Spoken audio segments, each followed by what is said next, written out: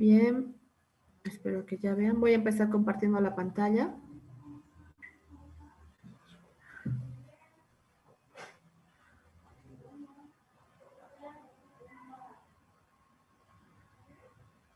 Se ve, ¿no, chicos? Bien, Creo que no hay problema en eso. todo bien.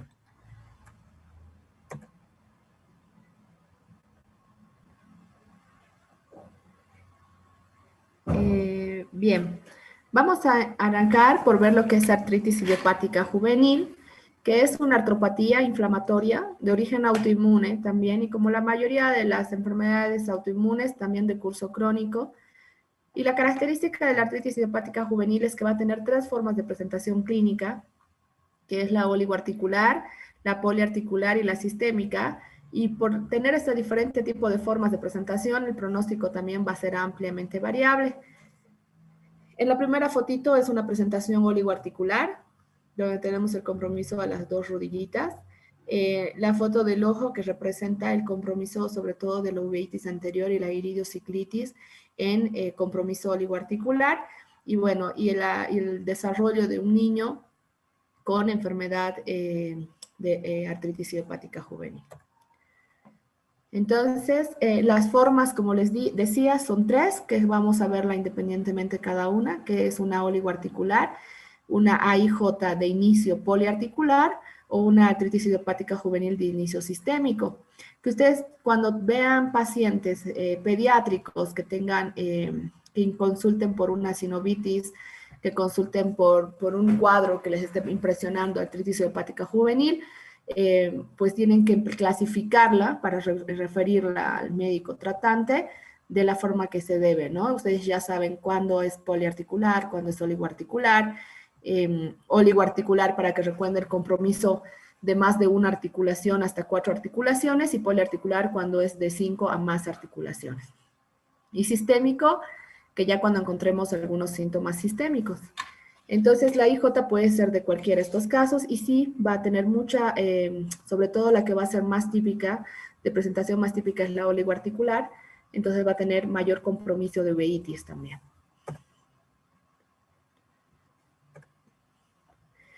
En cuanto a lo que es la epidemiología, es de acuerdo a la clasificación, que aparte de la que les he dicho que es sistémica oligoartritis, la poliarticular también se va a dividir en dos, que es una poliartritis seropositiva con factor reumatoideo positivo y una poliartritis con factor reumatoideo negativo.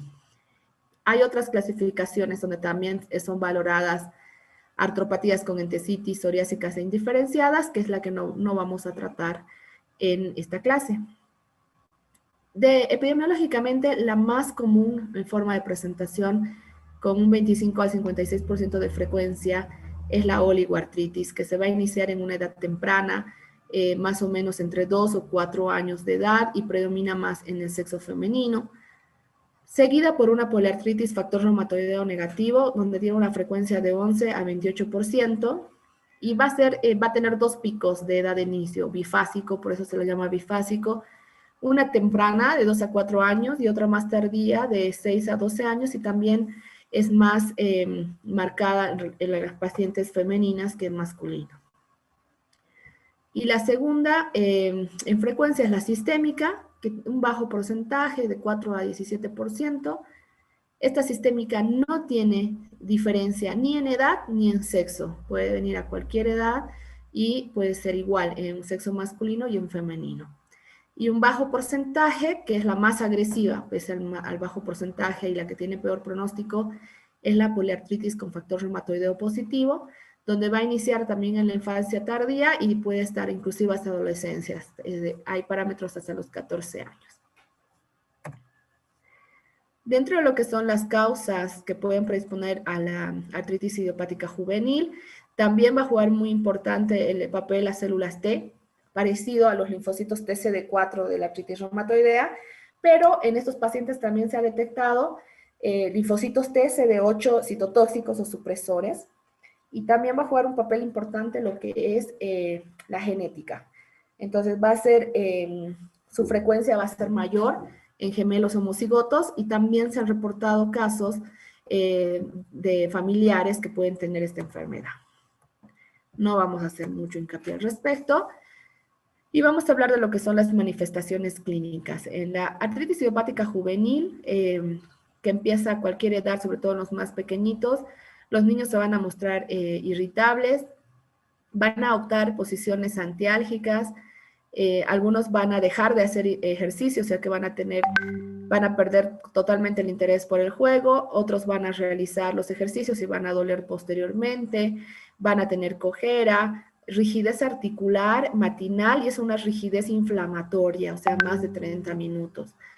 Y en los niños vamos a detectar también signos de sinovitis, que hay signos directos donde nosotros vamos a ver directamente el derrame cuando es abundante, digamos, en grandes articulaciones como rodillas, o también signos indirectos, porque son tan pequeñitas las articulaciones, sobre todo las interfalángicas proximales y distales, e inclusive las metacarpofalángicas y metatarsofalángicas, que vamos a tener en cuenta estos signos indirectos, que son dolor articular a la palpación, y además con el movimiento y limitación del movimiento por dolor. Entonces eso también va a ser un marcador de sinovitis. En cuanto al flujograma de ingreso, que va a ser un flujograma de médicos de atención primaria o pediatras en la emergencia, los niños mayormente van a consultar, o sea, los padres van a traer a los niños para consultar por artralgias, inflamación articular, dolores óseos, dolor articular y miálgico también, claudicación de la marcha y en algunos casos también síndrome febril prolongado. En ese caso, la primera a actuar es derivar a un médico especialista, que ya sea reumatólogo pediatra o también inmunólogo, para que vaya a estudiar, tipificar y tratar lo que es la AIJ o directamente descartar. Vamos a hablar de cada tipo en particular o subtipo de AIJs, que van a ser probablemente de inicio oligoarticular. También se va a denominar pausia articular, que es el subtipo más común. En este subtipo se va a limitar, obviamente, menos de 5 articulaciones y que pueden ser de cualquier tamaño y normalmente son de compromiso asimétrico. El poliarticular va a tener un comienzo más insidioso, va a ser el segundo en frecuencia y algunos casos pueden empezar de forma aguda.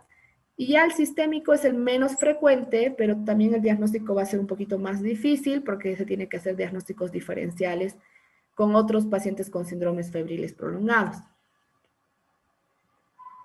Estas diapositivas me gustaron mucho, son de una revista de artritis idiopática juvenil del 2017, del Medical Journal. Son muy interesantes porque prácticamente en cada diapositiva va a estar plasmada lo que queremos hablar de cada subtipo. Este es el más común. 50 al 70% de los casos van a debutar con una AIJ de inicio oligoarticular. 30 al 50% de los casos va a afectar solamente capaz a una sola articulación y eso va a tener un mejor pronóstico. Y 30% de los pacientes pueden presentar anticuerpos antinucleares positivos, que es lo que va a predisponer más a presentar compromiso oftálmico, que es la iridociclitis, 5 a 7 años después del inicio de los síntomas. Tiene criterios de diagnóstico, donde la mayoría de los criterios van a ver que por lo menos los síntomas tienen que durar más de 6 meses y tiene que tener una afectación por lo menos de 4 articulaciones con este tiempo de duración. Características importantes que lo tenemos al lado derecho, donde tenemos paciente que va a tener predisposición más a realizar uveitis, se va a dar en pacientes más jóvenes, menores de 6 años, va a ser una oligoartritis afebril, asimétrica, muy importante que no es destructiva, a diferencia de la poliarticular, y no involucra las caderas. Vamos a tener dos tipos de fenotipos, en el cual tenemos un AIJ de inicio oligoarticular persistente, que es el 50% de los casos, y una extendida el 50% de los casos. Una extendida va a tener peor pronóstico. Va a tener más de 4 articulaciones inclusive afectadas después de los 6 meses, y la persistente, que normalmente van a tener menos de 4 articulaciones después de 6 meses, y va a tener mejor pronóstico, estos dos subtipos de enfermedad. Hablando de la poliartritis, de una AIJ de inicio poliarticular, factor reumatoideo negativo, esta enfermedad, al tener un factor reumatoideo negativo, como no va a ser tan agresiva y no va a tener tan mal pronóstico como la que tiene el factor reumatoideo positivo. Va a ser más característica en niñas, miren el dibujito acá, y en adolescentes, a diferencia de la oligoartritis asimétrica, esta va a tender a ser más simétrica, va a ser destructiva, pero va a tener menos casos de uveitis a relación de la oligoartritis.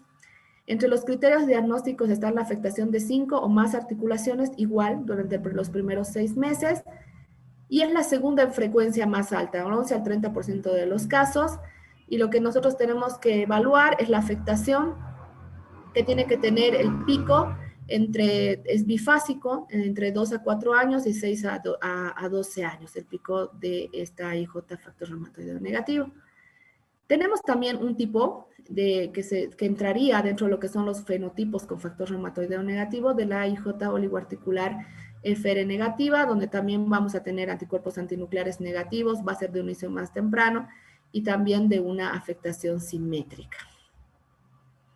Ya el simple hecho de tener involucrada más de 5 articulaciones nos va a marcar un mal pronóstico y más todavía si es resistente al tratamiento. No vamos a hablar del otro fenotipo, pero es prácticamente el mismo que ya hemos hablado anteriormente. La poliartritis factor reumatoideo positivo va a ser más predominantemente dada en mujeres. Va a tener una afectación de más de 5 articulaciones durante los primeros 6 meses. Y vamos a dosar el factor reumatoideo en 2 tomas separadas por 3 meses, dentro de lo que son los criterios de clasificación, y lo tenemos que tener positivo. Y van a tener unos fenotipos parecidos a lo que es la artritis reumatoidea, sobre todo en el HLA y los nódulos subcutáneos reumatoideos, que se va a asociar a niveles más elevados de factor reumatoideo. Mientras más alto el título de factor reumatoideo, peor pronóstico y también presencia de nódulos subcutáneos. La poliartritis factor reumatoidea positiva es ya directamente de mal pronóstico. Va a tener una presentación asimétrica, a diferencia de la factor reumatoideo negativo. Va a ser progresiva y va a ser destructiva y va a ser más grave. Va a ser más común en niñas, que son mujeres mayores a 6 años y también adolescentes. Y es el tercer lugar en las que podemos encontrar del 2 al 11% en todos los pacientes con AIJ. La AIJ de inicio sistémico es la que no diferencia entre sexo ni edad. Puede dar a cualquier edad y no diferencia entre femenino o masculino. Dentro de los criterios diagnósticos está la fiebre, que es una fiebre generalmente alta de 39,5 grados, que puede estar presente una vez al día o también 2 veces al día. Tiene que tener por lo menos 2 semanas de evolución y tiene que involucrar una articulación. Eso es dentro de los criterios para tomarlo en cuenta en AIJ sistémica. Y aparte puede venir acompañada de uno o más de los siguientes síntomas. Uno, que puede ser el exantema eritematoso, que es un exantema que no es fijo, que generalmente es evanescente, como la lesión que están viendo acá. Pueden tener linfoadenopatías generalizadas, puede tener hepatomegalia, esplenomegalia o también ambas, y también pleuritis o serositis, o sea, pericarditis o pleuritis dentro de lo que son las serositis. Miren que es fundamental algunos rasgos también que tienen con el lupus eritematoso, ¿verdad? Entonces, por eso es que tienen que cumplir estos 2 criterios. Y tenemos que descartar algunos síndromes, como por ejemplo psoriasis, en historia familiar de psoriasis, sobre todo en familiares de primer grado. Hacer el diagnóstico diferencial con algunas espondilitis, como espondiloartropatías asociadas a enfermedad intestinal, una espondilitis anquilosante, o tal vez algunas artritis relacionadas a entesitis, y también hay que descartar la presencia del síndrome hiper-IgM, que es uno que va a dar los síntomas parecidos, sobre todo la fiebre y las lesiones cutáneas. Entonces tenemos que ir diagnosticando, por eso es más difícil el diagnóstico. Entre lo laboratorio que tenemos que tomar en cuenta en lo que es el diagnóstico de una IJ de inicio sistémico, están prácticamente todos los reactantes de fase aguda. Y 2 cosas muy importantes, los anticuerpos antinucleares y el factor reumatoideo tienen que ser negativos, porque si son positivos debemos descartar otros diagnósticos, como por ejemplo lupus, ¿verdad? O algún FR positivo, ya estaría otra entidad. Entonces, para que sea una IJ de inicio sistémico, tiene que ser negativos, el anticuerpo antinuclear y el factor reumatoideo. Vamos a ver leve elevación de transaminasas, una leve anemia, Y como verán aquí, todos los reactantes de fase aguda, tanto la leucocitosis, eritrosedimentación, ferritina, trombocitosis van a estar elevados. Y se va a presentar entre el 10 al 15% de todos los pacientes con AIJ. Más de la mitad son monocíclicos y van a tener en sí buen pronóstico a largo plazo. Algunos van a remitir completamente lo que son los síntomas sistémicos, pero pueden permanecer todavía levemente los articulares. Y el 8% se va a complicar todavía mucho más con un síndrome de activación macrofágica, que eso ya es parte de lo que es la pediatría, pero es la complicación que podría presentar la IJ de inicio sistémico. Este es un cuadrito donde les he puesto los tres subtipos, oligoarticular, poliarticular y sistémico. Aquí vamos a ver sobre todo la frecuencia, el sexo que va a estar más afectado. Miren, la frecuencia mayormente en la oligoarticular, el sexo es más en femeninos, pero en el sistémico no hay, mi sexo es prácticamente igual. La edad de comienzo va a ser temprana en la oligoarticular, en la poliarticular hemos visto que puede variar de 2 a 4 años y tener otro pico de 2, inclusive hasta 16 años. Y el sistémico pues va a tener más picos, sobre todo en menores de 3 años y algunos preadolescentes. El curso de la enfermedad, bueno, a veces puede ser la oligoarticular, puede ser simplemente un curso monoarticular o un extendido. La poliarticular, pues una poliartritis, y el curso de la afectación articular en la sistémica es también el 50% poliarticular. Esto también es muy importante. Miren, la uveitis va a estar más presente en la oligoarticular, anticuerpos antinucleares van a estar presentes, pueden estar presentes tanto en la oligoarticular o poliarticular y prácticamente no en la sistémica. Y el factor reumatoideo pues va a estar más frecuentemente presente en lo que es la poliarticular. En cuanto al diagnóstico, no hay ningún examen paraclínico, que es lo que nos va a descartar o confirmar la enfermedad. Sí podemos guiarnos con estos otros estudios, donde, por ejemplo, los parámetros de eritrosedimentación elevada, hemograma, factor reumatoideo, sobre todo que es bueno para tamizar. Si es positivo, pues nos va a predecir una destrucción articular. Los anticuerpos antinucleares, que van a estar, su positividad va a estar más asociada a un compromiso oftálmico, o sea, a una uveitis.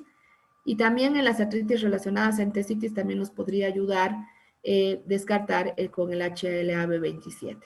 En cuanto a los exámenes de laboratorio, tenemos muchos. La radiografía nos ayuda más que todo, sobre todo para evaluar las partes blandas e ir controlando a nuestro paciente si no tiene disminución del espacio articular o destrucción ósea o ya tiene erosiones.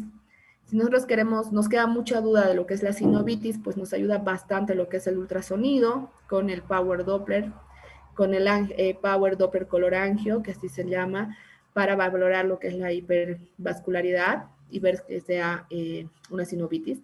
Antes usaba la resonancia, pero actualmente ya usamos la ecografía. Y tenemos que plantearnos múltiples diagnósticos diferenciales, como por ejemplo uveitis, que va a preceder una artritis, o directamente nódulos, que pueden preceder a una sinovitis, o una poliartritis deformante pero sin sinovitis. Evaluar si es una IJ de comienzo sistémico, si por ahí es una seronegativa, etc. Y dentro de lo que son los objetivos del tratamiento, vamos a tener objetivos inmediatos, a largo plazo, y el tratamiento medicamentoso. Dentro de lo que es el objetivo de tratamiento inmediato es calmar el dolor del niño para mantener la funcionalidad, prevenir las deformaciones y controlar la inflamación sobre todo.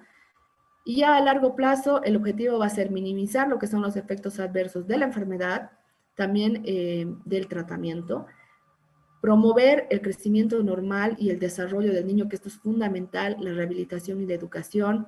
Por eso es que antiguamente, no teníamos o no contábamos con lo que son biológicos, entonces se iniciaban sobre todo DIMARS, pero en los otros países en el exterior, ahora sobre todo en niños, debido a este objetivo que se tiene en el tratamiento, es que nosotros tenemos que tratar de evitar lo más posible que el niño tenga daño en el crecimiento y en el desarrollo. Entonces, lo ideal es empezar con un biológico, a diferencia de los adultos que empezamos primero con corticoides antiinflamatorios, drogas modificadoras de la enfermedad y recién biológicos. En niños es al revés, ya directamente de entrada biológicos que tienen muy buen efecto, pero que en Bolivia todavía no podemos usar de manera del costo, que es muy complicado. El tratamiento de educación pues va a ser brindar el apoyo y la orientación al paciente y a su familia con ejercicios de rehabilitación. La idea es prevenir el deterioro funcional de la articulación y mantener y recuperar lo que es su funcionalidad. Y en cuanto al tratamiento medicamentoso, pues vamos a arrancar con AINES, antiinflamatorios, inmunosupresores y agentes biológicos. Vamos a tener un plan de trabajo que siempre vamos a controlar cada consulta a los niños para ver cómo está documentado el daño o la sección articular. Vamos a evaluar si hay rigidez, sinovitis, fatiga, deformaciones. Vamos a evaluar en la radiografía la disminución del espacio articular y las erosiones. Y también vamos a documentar los nódulos, vasculitis, por ejemplo, uveitis u otra complicación que sea extraarticular. Y aquí tenemos por ejemplo, los antiinflamatorios que vamos a usar, que son muchos, como la aspirina, el naproxeno, ibuprofeno, ketoprofeno, diclofenac, indometacina, y en adolescentes se podría plantear usar un COX-2 como es el Lecoxib o el Meloxicam. Tenemos las drogas antirreumáticas de acción lenta, como los inmunosupresores y corticoides. Tenemos otros agentes terapéuticos, como por ejemplo la ciclosporina y también las gamaglobulinas endovenosas, y la terapia biológica. La terapia biológica que va a ir dirigida contra algunas interleuquinas, pero ya mayormente usada es la inhibidores del factor de necrosis tumoral alfa, que son los anti-TNF, el infliximab y el etanercept, que sería ideal comenzar con estos y continuar con la terapia de antiinflamatorios. Y este cuadrito es más que todo para recordarles que en artritis idiopática juvenil, aparte de la evaluación por la especialista, siempre tiene que tener evaluación fisiátrica, como verán, tanto en la etapa aguda, subaguda y en etapa de remisión, siempre con evaluación fisiátrica. Y el pronóstico va a ser variable según el curso que tenga la enfermedad también, si eso no depende también del subtipo que tengamos del inicio de la AIJ. Van a tener periodos de actividad que van a alternar también con remisiones parciales, pero la mayoría de los pacientes el objetivo y entran en remisión permanente antes de llegar a la edad adulta, ¿no? La idea es mejorar y que no tengan trastornos en el desarrollo. Hasta ahí, chicos, ¿alguna pregunta antes de pasar a lo que es esclerosis sistémica?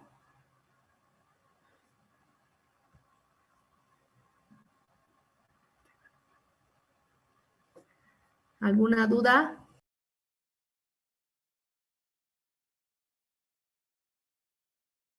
Bueno, entonces pasamos, para no perder el tiempo. Vamos a hablar de lo que es esclerosis sistémica, que es un capítulo sumamente amplio, pero lo he tratado de resumir lo más posible para ponerle los puntos más claros que me interesa que ustedes sepan. Es una enfermedad crónica multisistémica del tejido conectivo, también de causa autoinmune. La causa va a ser desconocida y se va a caracterizar por la triada de vasculopatía, también de autoinmunidad y de fibrosis difusa, que va a ser progresiva y se va a deber a depósitos excesivos de colágeno con componentes de matriz extracelular y van a afectar a muchos lugares como por ejemplo piel, corazón, pulmón, riñón, tracto digestivo y sistema musculoesquelético. Esta enfermedad es lamentablemente una de las más agresivas que tenemos en reumatología. En cuanto a la epidemiología, la esclerodermia light, que es la que está más con compromiso cutáneo, tiene de 4 a 489 casos aproximadamente en 1 millón de individuos. La sistémica es menor todavía, de 0,6 a 122 casos. La prevalencia más alta va a estar en Estados Unidos y en Australia. Va a tener más prevalencia en mujeres en relación de 4 a 1 varón y la edad de inicio entre 20 a 50 años. Y este cuadrito resume bastante, es muy claro, de lo que resume del compromiso de lo que es la esclerosis sistémica, que se resume prácticamente más de 10 hojas seguramente del libro. Y que sí, me gustaría que tomen atención y repasen esta tablita. Mire, habla de lo que es la esclerosis sistémica, que es una enfermedad sistémica que va a caracterizarse por engrosamiento cutáneo, por eso lleva el nombre de esclerodermia. Va a tener otros órganos afectados, que ya hemos visto: corazón, pulmón, digestivo, riñón. Característica muy importante de la esclerodermia en cuanto al motivo de consulta es la fotito que tenemos acá, que es el síndrome de Raynaud, donde tenemos una fase pálida también, como están viendo acá. Y se va a clasificar en dos. Vamos a tener una esclerodermia que tenga compromiso visceral, que es la esclerodermia sistémica, que la vamos a tener en dos: la sistémica difusa y la sistémica limitada. Y también tenemos un subtipo nuevo para ustedes, que es la esclerodermia sistémica sin esclerodermia, que va a estar más que todo metida dentro de lo que es la enfermedad mixta del tejido conectivo o la indiferenciada del tejido conectivo. Y vamos a tener simplemente una que no tiene compromiso visceral, como dice aquí, no es sistémica, que solamente tiene compromiso cutáneo, que la llamamos morfea también, que se va a presentar en diferentes formas. Morfea en placas, puede ser una morfea lineal, también llamada golpe de sable, una en gotas y una generalizada. Y en niños tenemos una entidad que es la panesclerosante invalidante del niño, que es muy poco común. Las más comunes son la lineal en golpe de sable y en placas, que son placas nacaradas que tienen un borde violáceo y normalmente siempre van a dejar secuela, y o sea que van a quedar siempre atrofiados, que ya los vamos a ver en fotitos, en las fotos que les tengo atrás. Tenemos una lineal muy común en niños, que se llama también el golpe de sable, que no solamente va a estar en la carita, sino también en extremidades. Y esto va a limitar la movilidad, pero no va a limitar por compromiso del hueso, sino porque la piel va a estar tan atrófica, tan esclerosada, que no va a dejar realizar lo que son los movimientos articulares. Y la generalizada, que es grave, va a impedir la movilización de lo que son las articulaciones y va a tener una importante atrofia muscular, pero obviamente va a seguir siendo no sistémica. Dentro de lo que es la esclerodermia sistémica difusa, ya les he hablado de esto bastante, el marcador anticuerpo que vamos a tener para una esclerodermia sistémica difusa es el antitopoisomerasa 1 o el antiesclero 70. Va a tener un compromiso visceral también, cutáneo, especialmente distal, también puede ser un compromiso cutáneo proximal, que es en cara, que los vamos a ver también fotos. Es muy rápida, es más rápida que la limitada y es muy agresiva y grave. La esclerodermia sistémica limitada, no por ser limitada también es menos grave, porque si compromete los órganos viscerales y promete ya vísceras, pues nos da una hipertensión pulmonar y el paciente también puede fallecer, por ejemplo, por una cirrosis biliar primaria. El anticuerpo marcador es el anticentrómero, que siempre que les he dicho, vean anticentrómero, una esclerodermia limitada. Y aquí va a jugar un papel importante y va a tomar parte de lo que es una esclerodermia limitada, el famoso síndrome de Crest. El síndrome de Crest va a estar caracterizado por lo que indican las letras mayúsculas de su nombre. Crest, como calcinosis; Raynaud, por el síndrome de Raynaud; E, de dilatación esofágica; S, de esclerodactilia, que ya vamos a ver los deditos cómo son los esclerodactilia; y T, telangiectasias. ¿Sí? Esto pregunta de examen, chicos, seguro. También tenemos otro tipo de esclerodermia, que va a ser una esclerodermia secundaria a químicos o algunas reacciones inmunitarias.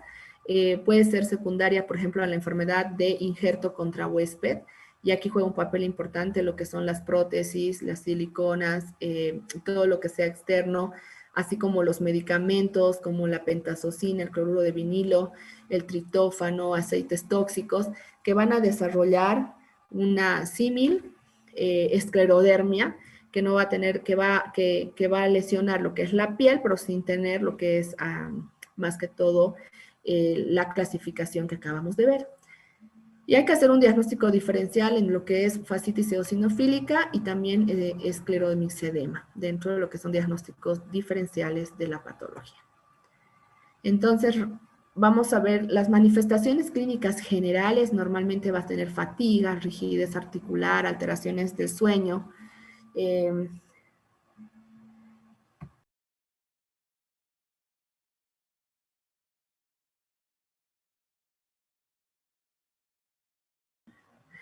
Tenemos dolores articulares, alteraciones del sueño, como les decía, disculpen de las generalizadas, y algunas decoloraciones cutáneas, como son las manchas en piel, en sal y pimienta también, que son de coloración cutánea en la piel.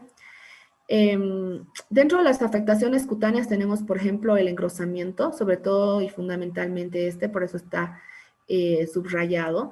También va a tener úlceras digitales, si nosotros ya tenemos compromiso de CRES, pues calcinosis, podemos ver esclerodactilia, telangiectasias y las famosas úlceras digitales, el pitting digital, que también los vamos a ver ahora en fotitos. Dentro de las afectaciones vasculares tenemos, por ejemplo, el fenómeno de Raynaud, que es el más común, una de las características clínicas más importantes, y ya compromisos orgánicos a nivel gastrointestinal como alteraciones de la motilidad esofágica. Entonces, lo que mayormente compromete a nivel gastrointestinal con presentación orgánica es el esófago. También tenemos afectación pulmonar, la más común, la hipertensión pulmonar. Es muy importante la parte renal, el consumo mínimo, por eso es que en esclerodermia usamos bajas dosis o mínimas dosis de lo que es corticoides, porque fácilmente llegan a la crisis renal esclerodérmica y el paciente ya directamente requiere lo que es terapia de reemplazo renal. A nivel cardíaco puede tener compromiso en pericardio, miocardio, arritmias, puede desarrollar insuficiencia cardíaca, infarto agudo de miocardio. A nivel musculoesquelético vamos a tener las artralgias, mialgias, también fatigas. A nivel neuromuscular, miopatías y neuropatías que son muy comunes y las miositis. Y también algún compromiso genitourinario que es menos importante. Y acá tenemos las fotitos, hemos hablado de lo que es la enfermedad, sobre todo el CRES, que va a estar dado por telangiectasias, que son esas dilataciones que van a estar debajo de la dermis. Van a ser más obvias en lo que es cara, en la área perioral. También podemos ver en algunas veces en lo que es manos, como aquí, y algunas veces también en el tórax anterior. En las mucosas del labio también es muy importante, como ven acá. En las manitos vamos a ver las famosas úlceras digitales. Y miren esta característica muy importante de los pacientes con esclerodermia, es la micrognatia. Si la boca del paciente por esta atrofia muscular se le va haciendo más pequeña y también se la llama boca de pajarito. Otra paciente con telangiectasias en cara y la micrognatia llamativa. Miren otra paciente con esclerodermia, que la piel es sumamente atrófica tensa, lo bueno es que no tiene arrugas, pero ya en la parte de la boca, que es la micrognatia, ya se marca por la parte de la boca, se vuelve más chiquita. La esclerodactilia es esta, que se ve clara en las tres fotos. La piel se vuelve acartonada, pierde lo que es el pliegue, y cuando ustedes tocan es muy acartonada. Aquí la paciente tiene también poliartritis. Y la afectación severa, lo que es el síndrome de Raynaud con alteración vascular, que inclusive a este lado ya tiene lo que es isquemia, y prácticamente posteriormente a esto, si no se trata, el dedo se amputa solo. Entonces hay amputación por reabsorción ósea. Síndrome de Raynaud, todavía no hay tan marcada esclerodactilia. La esclerodermia con compromiso solamente cutáneo, que es la llamada esclerodermia lineal, en la famosa golpe de sable, porque parece como si le hubiesen dado solamente una parte, como un sable hubiese pasado por ahí. Acá tenemos una pierna normal, acá tenemos una pierna con esclerodermia lineal, y este es un rostro, una cara de un niño que tiene una esclerodermia también lineal, en la famosa llamada golpe de sable. Amputación espontánea, lo que son los dedos por el compromiso vascular, lesiones ulceradas en el pulpejo de los dedos, en compromiso acral importante, calcinosis, parte de lo que es el síndrome de CRES. Y si ustedes verán, muy parecido a que son los tofos en la gota, pero la diferencia es que en la radiografía, sobre todo, no van a ver solamente el tofo y la erosión posterior. En la radiografía van a ver la calcinosis, que ya les vamos a mostrar también ahora en estas fotitos. Esa tenemos otra esclerodermia en placa, donde hemos visto que es nacarado y con su borde violáceo que siempre va a quedar atrofia. Pitting ungueal, nuevamente. Cuando ustedes vean ya úlceras digitales, este Raynaud tan severo, entonces ya directamente, chicos, esclerodermia, más que todo con esclerodactilia. Y esta es una paciente que tiene los pitting ungueal, pero que ya debe tener un tratamiento vasodilatador importante porque miren que no tiene cianosis distal. Entonces, hablando de lo que es un resumen de la esclerodermia sistémica, hemos visto que hay sistémica localizada o limitada y la sistémica difusa. Juega un papel importante dentro de lo que es la localizada, el síndrome de Cres, que se caracteriza nuevamente por calcinosis, síndrome de Raynaud, compromiso esofágico, o dismotilidad esofágica, esclerodactilia y telangiectasias. El compromiso cutáneo va a ser acral, o sea, en los dedos especialmente, distal en codos y en rodillas, y de la difusa, como su nombre lo indica, difuso. El síndrome de Raynaud en la enfermedad localizada va a ser de años o décadas de evolución, en cambio en una difusa va a ser el síndrome de Raynaud reciente. La afectación visceral va a ser tardía en una localizada y va a ser más precoz en una difusa. Y los anticuerpos antinucleares van a estar presentes en el 90% de los casos. Y para no marearlos, nos vamos a lo que nos interesa. El anticentrómero presente en la localizada y el antisclero 70 en la difusa. Tenemos otros anticuerpos muy marcadores que también ahora vamos a ver, que es el antifibrilarina, que también es muy específico para esclerodermia. La capilaroscopía es un estudio donde nosotros vamos a ver mediante un microscopio electrónico los capilares en la región unguial y que también van a tener diferentes tipos de características. Si nosotros vemos capilares alargados, pero donde no hay pérdida de capilares, o sea, no hay ausencia, va a ser más característica de una localizada. En cambio, una difusa van a tener allá ausencia de capilares e inclusive puede verse megacapilares, que son dilatación de capilares. Ahora los van a ver en un croquis que les voy a mostrar. Y el pronóstico normalmente es malo de ambos. De la localizada se podría decir un poquito mejor, pero el paciente termina muriendo por hipertensión pulmonar o cirrosis biliar primaria. Y en la difusa, el paciente va a tener peor pronóstico por la enfermedad renal, pulmonar o cardíaca. Y esto es lo que les hablaba, que es la capilaroscopía, donde nosotros vamos a estaminar lo que son el pliegue unglar proximal y vamos a ver cómo están los capilares, que normalmente los capilares se van a ver de esta manera. Mírenlos abajo con la luz del microscopio. Si nosotros no encontramos capilares y encontramos capilares megadilatados, pues vamos a hablar de una difusa. Y si encontramos más delgados, los capilares, asas dilatadas, pero sin pérdida de capilares, nos va a hablar de una limitada. La esclerodermia difusa va a tener áreas avasculares y megavasculares. Y si este paciente, digamos, no tiene un cuadro clínico típico, sobre todo la boquita micrognatia o telangiectasias, o no tiene, no sé, acortonada, lo que es la piel, y solamente vamos a encontrar Raynaud, capilaroscopía positiva y anticuerpos antinucleares positivos, ya podemos hablar de un síndrome preesclerodermia, o sea, quiere decir que la paciente sí o sí va a desarrollar una esclerodermia. Así de importante es el estudio de capilaroscopía.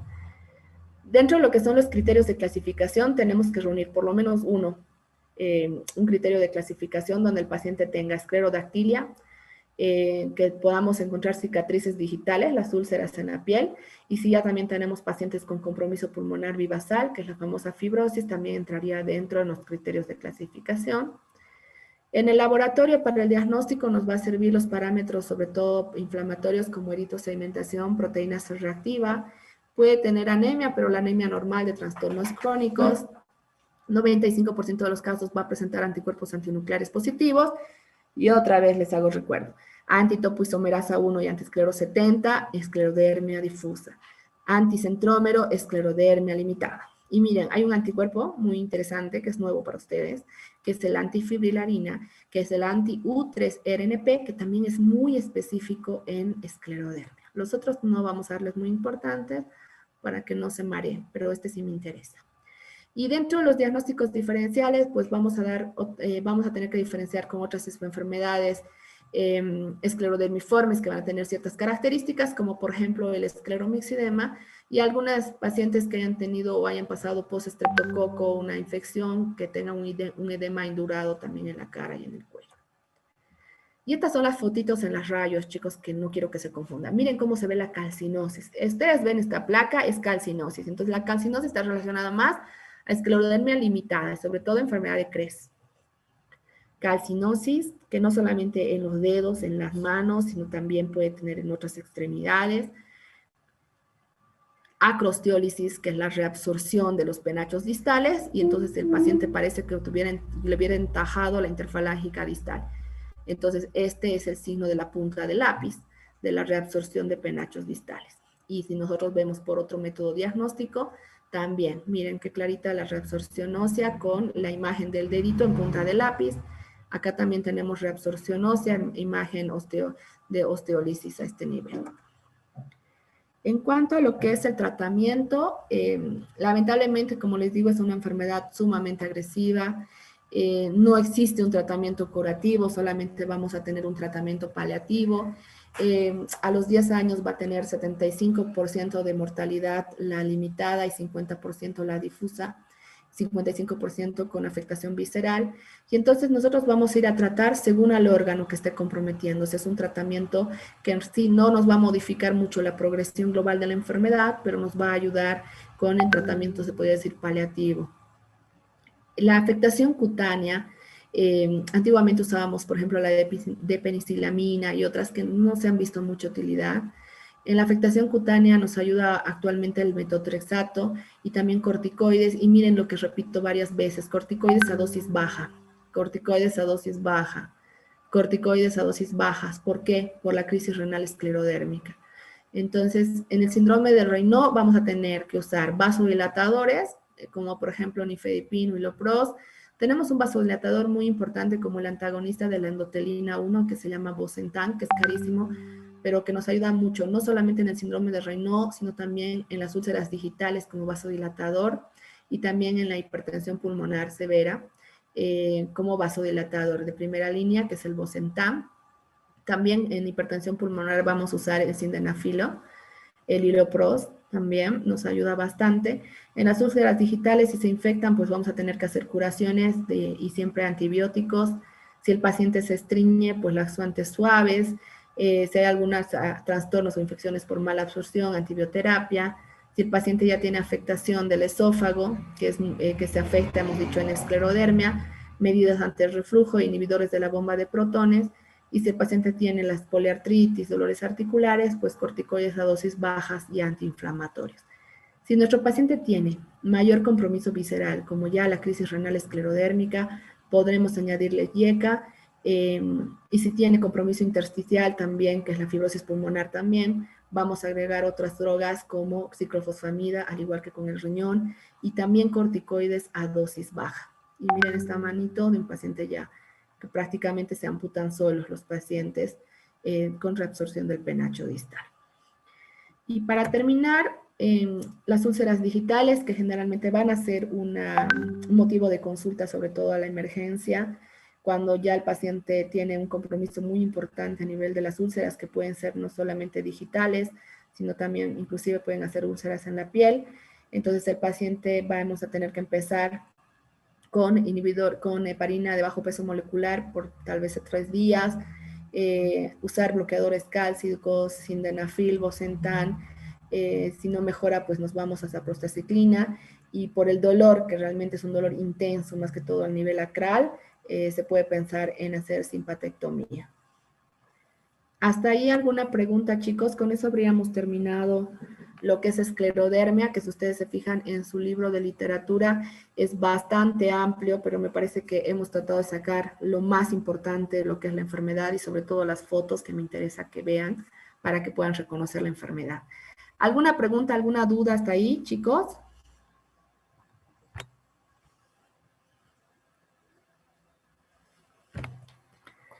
Creo que está claro, ¿verdad?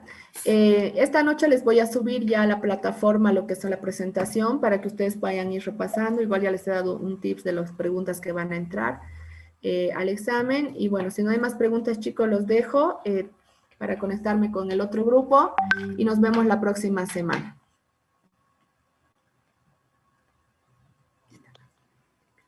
Está bien, doctora. Hasta luego. Gracias. Hasta luego. Hasta luego, doctora.